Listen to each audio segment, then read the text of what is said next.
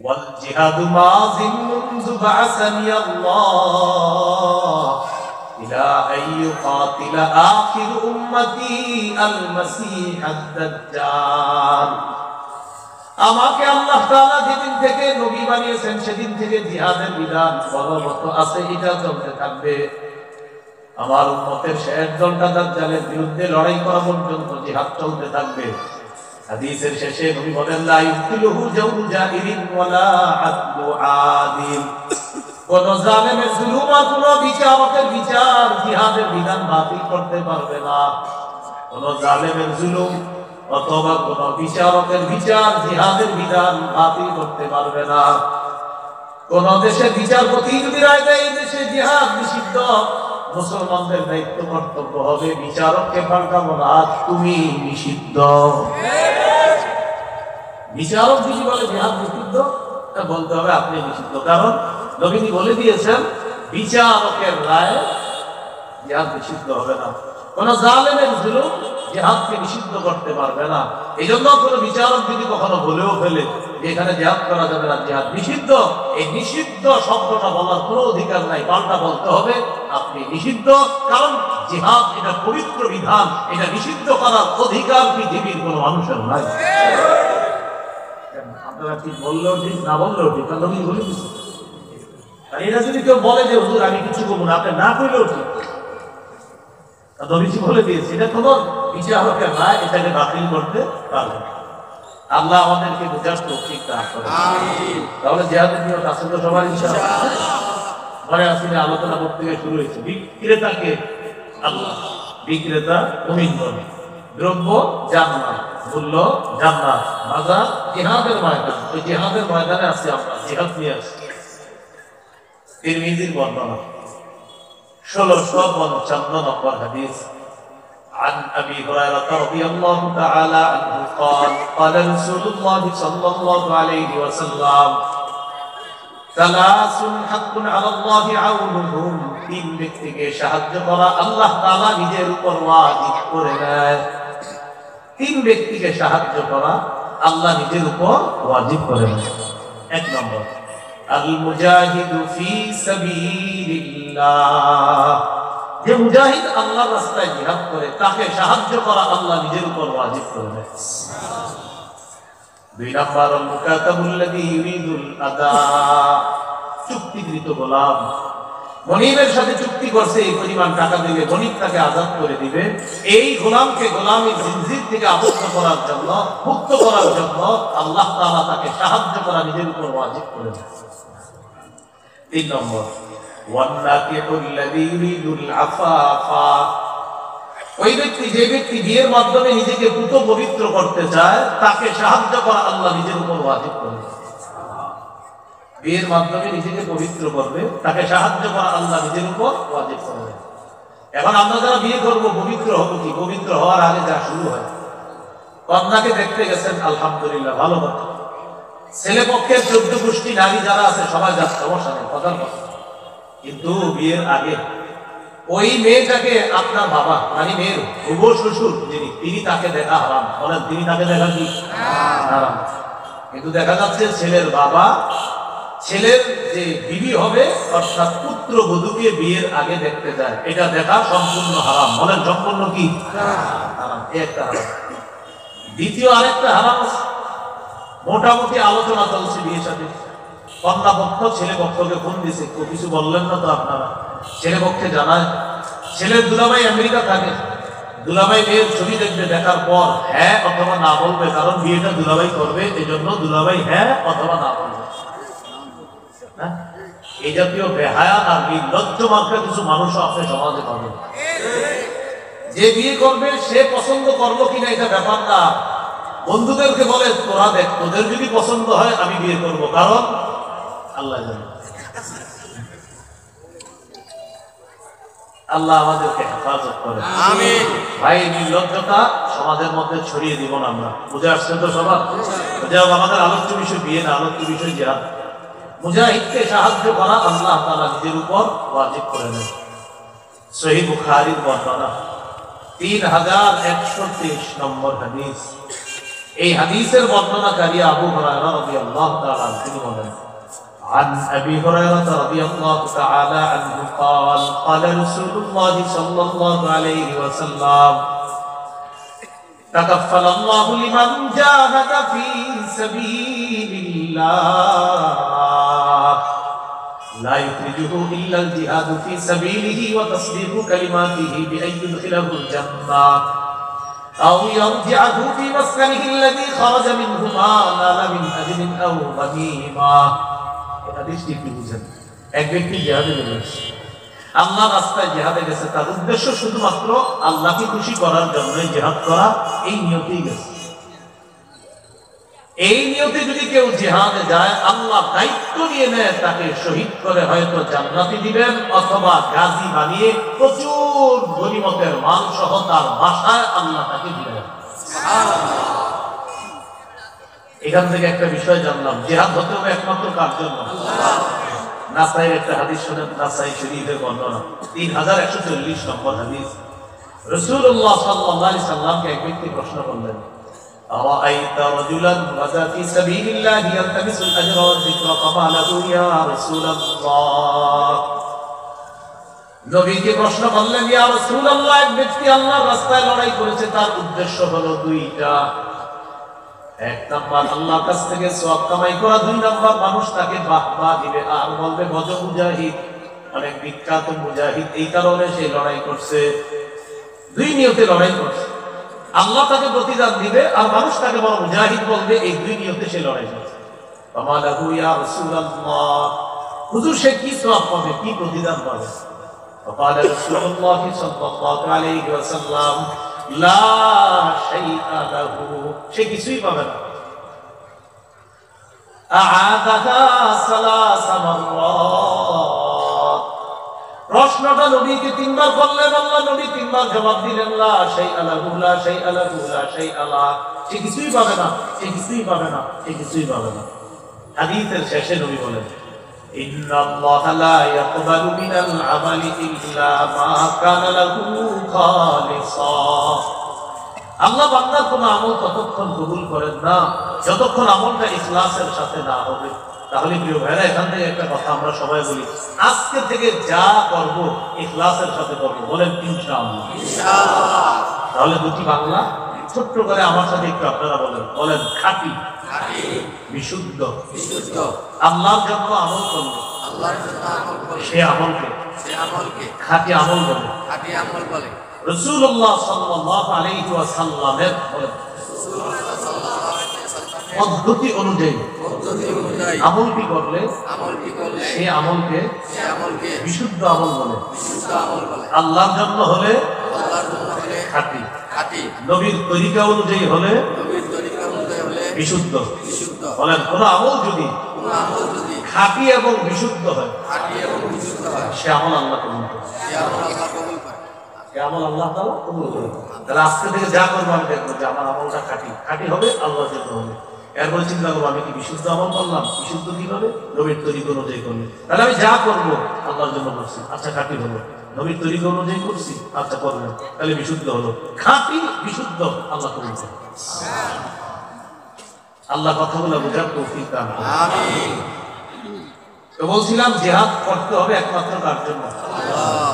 সহিহ মুসলিমের বর্ণনা 1878 নম্বর হাদিস, মাদ্রাসা পাঠ্যপুস্তক অনুসারে মোট হাদিস সংখ্যা হবে 3033টা। قال رسول الله صلى الله عليه وسلم مثل المجاهد في سبيل الله كمثل الصائم القائم القانت بآيات الله لا يفتر من صيام ولا صلاة حتى يرجع المجاهد في سبيل الله। খুব মন দিয়ে বুঝুন, এক ব্যক্তি রোজাদার নামাজে দাঁড়িয়েছে, তেলাওয়াত করতেছে, দেখেন রোজাদার নামাজে তেলাওয়াত, তাহলে আল্লাহু আকবার, উনি রোজাদার আবার নামাজে আছে আবার তেলাওয়াত করতেছে। লা ইয়াফতিরু মিন সিয়ামিন ওয়ালা সালাতিন, তিনি রোজা রাখার কারণে ক্লান্ত হয় না, তেলাওয়াত করার কারণে ক্লান্ত হয় না। তাহলে ক্লান্তিহীন রোজা, ক্লান্তিহীন নামাজ, ক্লান্তিহীন তেলাওয়াত তিনি করতেছে, এই ক্লান্তিহীন রোজা নামাজ তেলাওয়াতে তিনি যে সওয়াব পাবে, মুজাহিদ আল্লাহর রাস্তায় পা রাখার পর ফিরে আসার আগ পর্যন্ত ক্ষণে ক্ষণে আল্লাহ তাকে পেছন। আল্লাহ প্রত্যেকটা মুসলমানকে জিহাদের জজবা দান করেন। আমাদের মা বোনরা এখন থেকে যেন সন্তানদেরকে শৈশব থেকে মুজাহিদ বানানোর চেষ্টা করে, ফিকির করে, আল্লাহ তৌফিক দান করেন।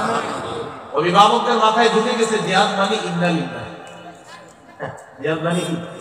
এইটা আবার কি কথা না? 13 বছর কাফেররা নির্যাতন করছে, রাসূলুল্লাহ সাল্লাল্লাহু আলাইহি সাল্লাম কিয়ামত করে নামাজ পড়তে গেছে। উকবা ইবনে আবি মুআইত এইভাবে চাদর পেঁচায় বুখারীর বর্ণনা দুই দিক থেকে ভাবে টান দিছে এবং জোরে টান দিছে। ফাঁস লাগাইলে একটা মানুষের যেমন কষ্ট হয়, আল্লাহ রাসূলের তেমন কষ্ট হচ্ছিল, মুখ দিয়ে আওয়াজ বের হচ্ছিল। সেই বুখারীর বর্ণনা। রাসূলুল্লাহ সাল্লাল্লাহু আলাইহি সাল্লাম নামাজে গেছে, এটা বুখারীর বর্ণনা, কিয়ামত করে নামাজ। আবু জাহেল বলল, কে আছে অমুক এলাকায় যাওয়ার পর ওটের নারী বুড়ি গোবর গুলা আনার পর মোহাম্মদ যখন সেজদায় যাবে তার কাঁধের উপরে ওটের নারী বুড়ি আর গোবর গুলা রেখে দিলাম। সেই বাবিষ্ট তারা বলছে আমি পারবো।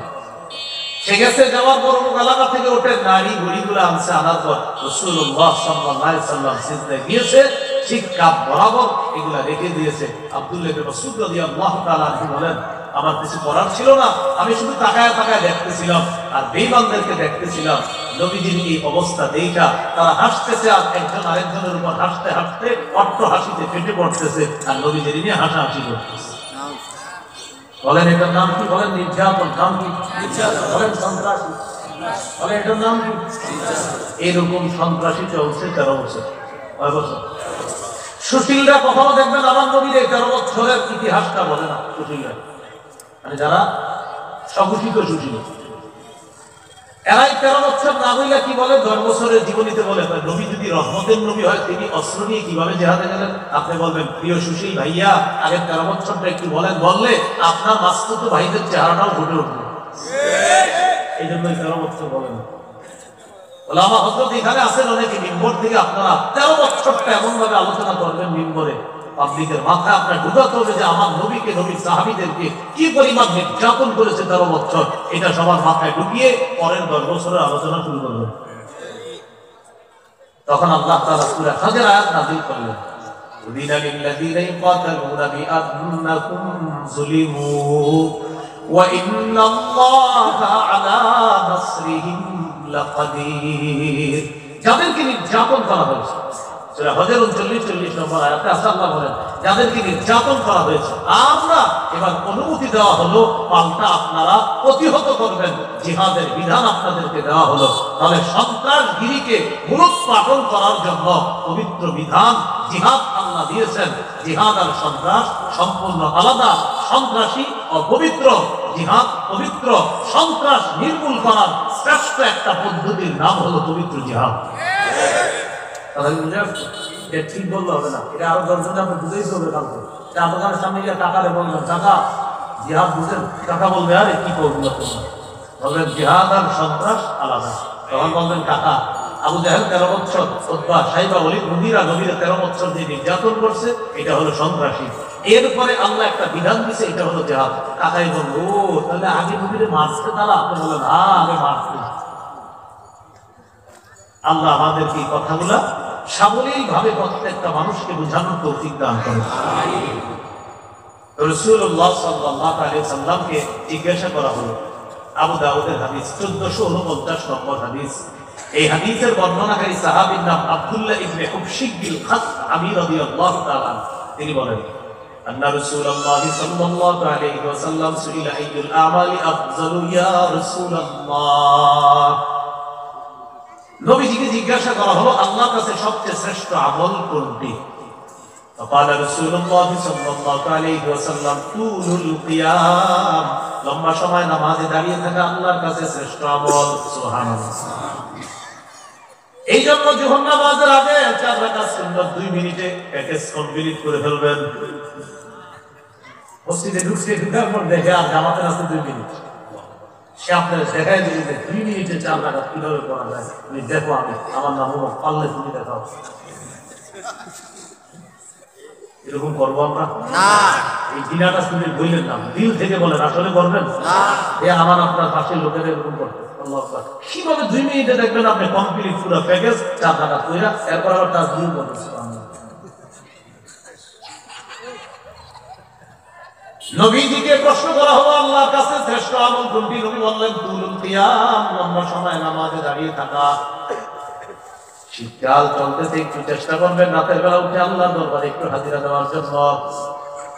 সহিহুত তারগীবের বর্ণনা 630 নম্বর হাদিসে আছে, রাজুলুন কামা ফি লাইলাতিন বারিদাতিন মিন ফিরাশি লিহাফিহি ওয়া বিসানিহি ফাকামা সুম্মা তাওয়াদ্দা সুম্মা কামা ইলা সালাহ। এক ব্যক্তি শীতকালে ল্যাপ কম্বল বিছানা ছেড়ে উঠছে, ওঠার পর ওযু করছে, ওযু করার পর নামাজে দাঁড়িয়েছে, আল্লাহ তাকে দেখে হাসতে থাকে। দেখো পরে শীতের রাতেও করতেছিলি আপনাদেরকে বলে, ও ফেরেশতারা আমার এই বান্দা কেন দাঁড়িয়েছে আল্লাহ তো জানে। আল্লাহ একটা সাক্ষী রাখার জন্য বলতেছে, মা হামালা আব্দি হাদা আলা মা সানাআ। আচ্ছা আমার বান্দা এই শীতের রাতে নামাজে কেন দাঁড়িয়েছে ফেরেশতারা একটু বলো তো। ফেরেশতারা জবাব দেয়, ওয়াজা মা ইনদাকা ওয়া শাফকাতান মিম্মা ইনদাক। আল্লাহ আপনার কাছ থেকে সওয়াবের আশায় আর আপনার আযাবের ভয়ে নামাজে দাঁড়িয়েছে। আল্লাহ তাআলা বলেন, আতাইতুহু মা ওয়াজা। সে যে আশায় দাঁড়িয়েছে তোমরা সাক্ষী থাকো, আমি তাকে দিয়ে দিলাম। ওয়া আমানতুহু মিম্মা ইয়াখাফ। সে যে ভয়ে দাঁড়িয়েছে সাক্ষী থাকো, ভয় থেকে নিরাপত্তা দান করো। করবেন একটু নামাজ। কারো সুন্দরী বিবি আছে আর নরম বিছানা আছে। আজমাউ জাওয়াদ 2 নম্বর খণ্ড 258 নম্বর পৃষ্ঠা দেখেন কি আছে এখানে। ওয়াল্লাযী লাহু ইমরাআতুন হাসানাতুন ওয়া ফিরাশুন লাইয়িন। একজনের সুন্দরী বিবি আছে, নরম বিছানা, রাত 3টা 4টায় ঘুম ভাঙছে, ভাঙার পর দেখি স্ত্রী ঘুমায়, আশেপাশে রুমগুলোতে বাচ্চারা ঘুমায়, পুরা কাপাসিয়া বাসী ঘুমায়, সিংহশ্রী এলাকার সব, সিংহশ্রী তো নাকি এলাকার সবগুলা মানুষ ঘুমাইতেছে। তিনি চিন্তা করলেন তখন সবাই ঘুমায়, স্ত্রী ঘুমায়, আমার আল্লাহ তো ঘুমান না। ঘুমানো আল্লাহর জন্য শোভা পায় না। লা তাখুযুহু সিনাতুন ওয়ালা নাওম। তন্দ্রা নিদ্রা তাকে স্পর্শ করে না। ইবনে মাজার হাদিস, ইন্নাল্লাহা লা ইয়ানাম ওয়া লা ইয়ানবাগী লাহু আন ইয়ানামা। আল্লাহ ঘুমান না, ঘুমানো আল্লাহর জন্য শোভাও পায় না। বাস ওযু করে নামাজে দাঁড়িয়ে গেছে, পাশে স্ত্রী আছে, নরম বিছানা আছে, সবাই ঘুমাইতেছে। আল্লাহ তাআলা এই ব্যক্তিকে দেখে ইউহিব্বু, ভালোবাসে, ওয়া ইয়াদহাকু, হাসে, ওয়া ইয়াস্তাবশিরু, খুশি হয়ে যায়, ভালোবাসে, খুশি হয়, তাকে দেখে হাসতে থাকে। সুবহানাল্লাহ। নামাজে একটু দাঁড়ানো যাবে ইনশাআল্লাহ। প্রশ্ন করলেন, হুজুর কোন আমল শ্রেষ্ঠ? নবী বললেন তুলুল কিয়াম, লম্বা সময় নামাজে দাঁড়িয়ে থাকা। ইলা ফাইয়ুস সাদাকাতি আফযালু ইয়া রাসূলুল্লাহ, কোন সদকা আল্লাহর কাছে সবচেয়ে শ্রেষ্ঠ? নবীজি বললেন জাহদুল মুকিল্লি, যে ব্যক্তি পরিশ্রম করে, করার পর কষ্টার্জিত উপার্জন থেকে সামান্য সদকা করে, দান করে, এই সদকা আল্লাহর কাছে শ্রেষ্ঠ সদকা বলে গণ্য হয়ে যায়। বেতন পাইছেন, পাওয়ার পর প্রকৃত হকদারদের কাউকে আপনি, আমি প্রকৃত যারা দান সৎকার হকদার তাদেরকে আপনি দান করলেন। এই যে আপনি দান করলেন, এটা আল্লাহর কাছে শ্রেষ্ঠ দান বলে গণ্য হয়েছে।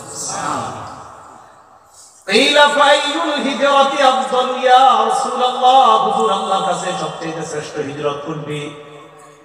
নবীজি বললেন আল্লাহর কাছে শ্রেষ্ঠ হিজরত হলো মান হাজারা মা হারামাল্লাহু আলাইহি। আল্লাহ যা হারাম করেছেন এই হারাম থেকে বেঁচে থাকা, এটা আল্লাহর কাছে সবচেয়ে শ্রেষ্ঠ হিজরত বলে গণ্য হয়। আল্লাহর কাছে সবচেয়ে শ্রেষ্ঠ জিহাদ কোনটি? নবীজি বললেন মান জাহাদাল মুশরিকিনা বিমালিহি ওয়া নাফসিহি। যে ব্যক্তি নিজের জান মাল নিয়ে আল্লাহর রাস্তায় লড়াই করে, এই জিহাদ আল্লাহর কাছে সর্বশ্রেষ্ঠ জিহাদ বলে গণ্য হয়ে যায়। এখানে একটা বিষয়, নারীদের জন্য সর্বোত্তম জিহাদ কোনটা? সহিহ বুখারীর বর্ণনা 1520 নম্বর হাদিস। عن عائشة أم المؤمنين رضي الله تعالى عنها قلت يا رسول الله نرى الجهاد أفضل العمل يا رسول الله أفلا نجاهد। আম্মাজান বললেন ইয়া রাসূলুল্লাহ, আমরা দেখি জিহাদ হলো শ্রেষ্ঠ আমল, আমরা নারীরা কি জিহাদ করব না? নবীজি বললেন না, তোমরা সশস্ত্র জিহাদ করবে না। তাহলে হুজুর আমরা ফজিলত দরকার নাই? নবীজি বললেন তোমাদের জিহাদ হলো হাজ্জুন মাবরুরুন, হজ করবা, এই হজ তোমাদের জন্য সর্বোত্তম জিহাদ হয়ে যায়। নারীদের জিহাদ সর্বোত্তম জিহাদ হলো হজ করা। নারীদের সর্বোত্তম জিহাদ কোনটা ভাই? হজ করা। আল্লাহ কথাগুলো মনে রাখার তৌফিক দান করে।